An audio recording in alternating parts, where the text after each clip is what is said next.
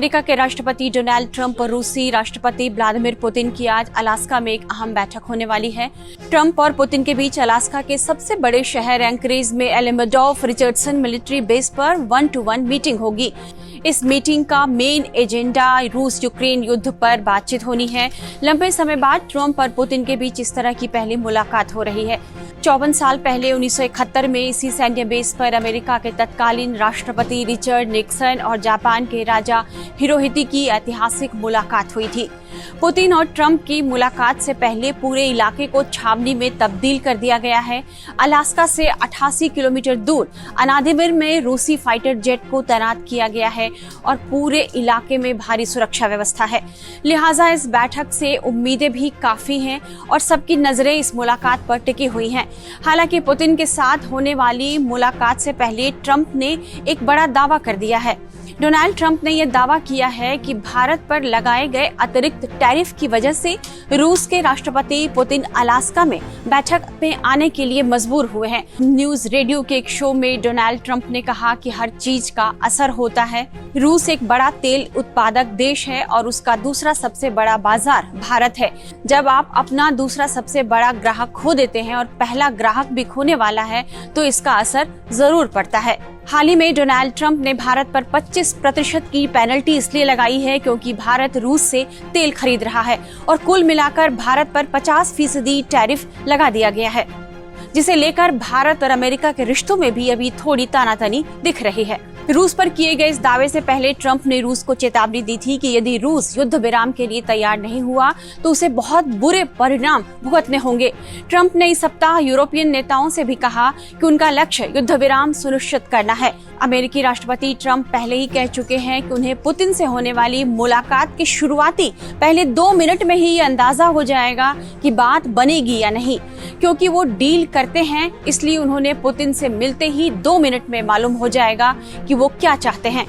वहीं इस मुलाकात से पहले यूक्रेन ने यह दावा कर दिया है कि रूस ने ड्रोन से कई शहरों को निशाना बनाया है, जिससे आम नागरिक घायल हुए हैं।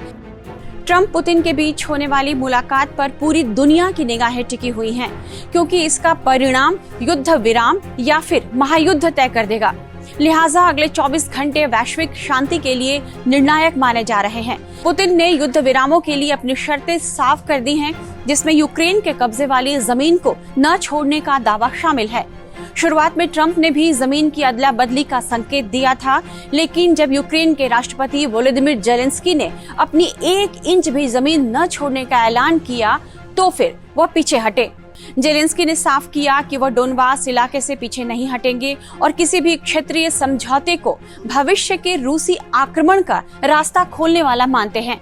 कई यूरोपीय नेताओं ने भी ट्रंप से गुजारिश की है कि किसी भी शांति समझौते में यूक्रेन की क्षेत्रीय अखंडता की रक्षा की जाए। फ्रांस और ब्रिटेन जैसे देश ने अमेरिका से सुरक्षा गारंटी की मांग की है। यूरोपीय यूनियन ने भी यूक्रेन के इस रुख का समर्थन किया है, जिसके बाद ट्रंप को अपने रुख से पलटना पड़ा। अब ट्रंप भी यूक्रेन की लाइन पर आ गए हैं, यानी जमीनों की अदला बदली नहीं होने की बात कही जा रही है। यूक्रेन के राष्ट्रपति जेलेंस्की ने कहा है कि यूक्रेन की जमीन पर बातचीत केवल यूक्रेन के राष्ट्रपति ही कर सकते हैं। इस स्थिति में पुतिन अपनी शर्तों पर अडिग हैं और यूक्रेन भी पीछे हटने को तैयार नहीं। लिहाजा इस बैठक का कोई सकारात्मक परिणाम नहीं निकलने की आशंका यूक्रेन में जताई जा रही है और इसे शक की निगाह से देखा जा रहा है। ट्रंप ने 2023-24 के राष्ट्रपति चुनाव प्रचार के दौरान कई मौकों पर यह वादा किया था कि वे राष्ट्रपति बनने के 24 घंटे के भीतर रूस यूक्रेन जंग को खत्म करवा देंगे। उन्हें राष्ट्रपति बने 6 महीने से ज्यादा हो गए हैं, लेकिन ट्रंप का यह दावा अभी तक पूरा नहीं हुआ। हालांकि बात भले उल्टी ही पड़ गई। रूस ने यूक्रेन पर हवाई हमले और तेज कर दिए। इससे नाराज होकर ट्रंप ने रूस को पीस डील पर बात करने के लिए 50 दिन का समय दे दिया। ट्रंप ने तत्काल युद्ध विराम पर सहमति नहीं होने पर और कड़े अमेरिकी प्रतिबंध लगाने की चेतावनी रूस को दे दी। 8 अगस्त को ये डेडलाइन खत्म हो गई, लेकिन डेडलाइन खत्म होने से ठीक 2 दिन पहले 6 अगस्त को अमेरिकी विशेष दूत स्टीव विटकॉफ ने मॉस्को में पुतिन से मुलाकात की। इस मुलाकात के बाद ही ट्रंप और पुतिन के बीच मुलाकात का प्लान बना।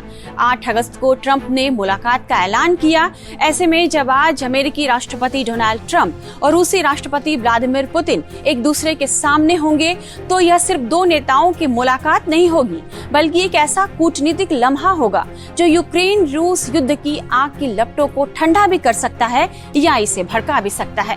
ट्रंप और पुतिन की यह मुलाकात न केवल जंग के मैदान में गूंज रहे धमाकों को खामोश करने की कोशिश है, बल्कि वैश्विक शक्ति संतुलन को फिर से परिभाषित करने का एक प्रयास भी है। फिलहाल बैठक के नतीजों का पूरी दुनिया को इंतजार है।